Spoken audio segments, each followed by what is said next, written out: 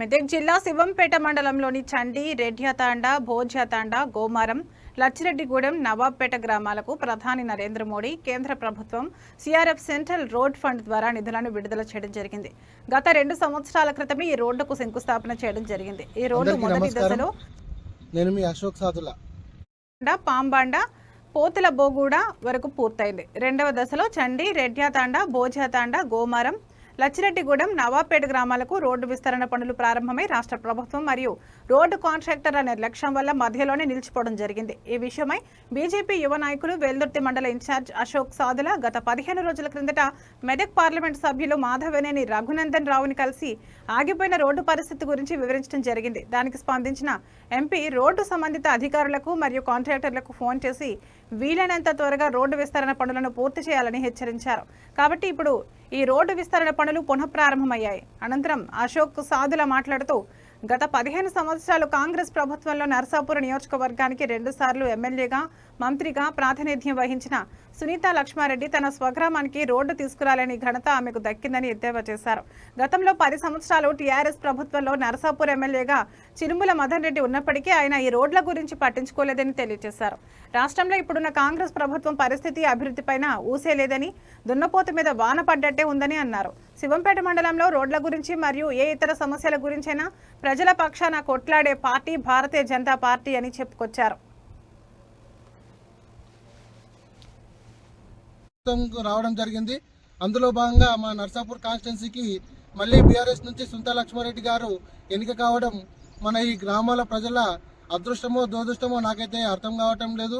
ఈ తన సొంత గ్రామానికి రోడ్డును తీసుకురాలేని ఘనత కేవలం సునీతా లక్ష్మారెడ్డి గారికి చెందుతుందని నేను భావిస్తున్నాను.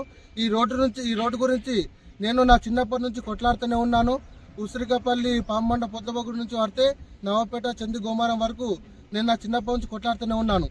ఈ సమస్యను గల్లీ లీడర్ల నుంచి ఢిల్లీ లీడర్ల దాకా తీసుకెళ్లడం జరిగింది. దానికి నరేంద్ర మోడీ గారి ప్రభుత్వం సిఆర్ఎఫ్ సెంట్రల్ రోడ్ ఫండ్ కింద ఈ యొక్క రోడ్లకు నిధులను మంజూరు చేయడం జరిగింది.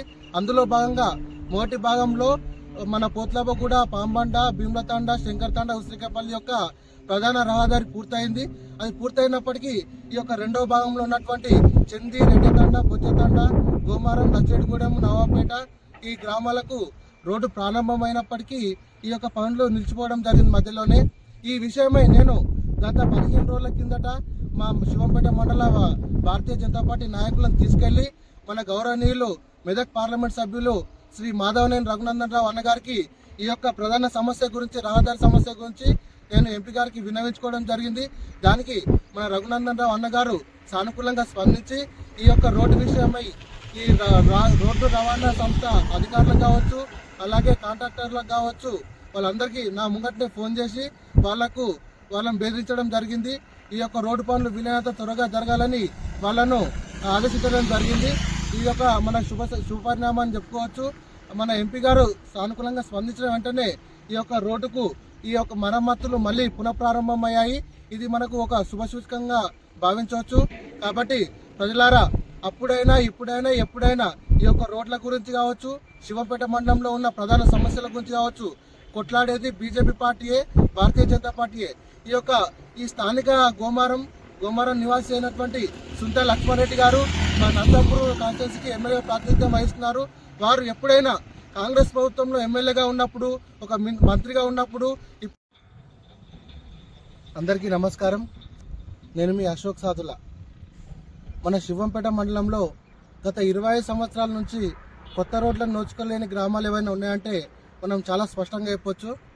1వ భాగంలో చూసుకుంటే కనుక పోతులబోగూడ, పాంబండ, శంకర్తాండ, భీమ్లతాండ, ఉసిరికపల్లి అని చెప్పొచ్చు.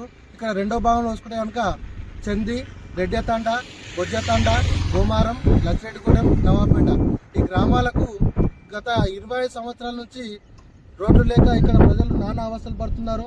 ఈ గుంతలమయమైన రోడ్లతోని, బురదమయమైనటువంటి రోడ్లతోని ఇక్కడ యాక్సిడెంట్లు కావడం వల్ల చాలా రకాలుగా ప్రజలు ఇబ్బంది పడడం జరిగింది. అప్పట్లో గత 15 సంవత్సరాలుగా కాంగ్రెస్ ప్రభుత్వం నుంచి మన గోమారం గ్రామ వాస్తవ్యులైనటువంటి సునీతా లక్ష్మారెడ్డి గారు ఎమ్మెల్యే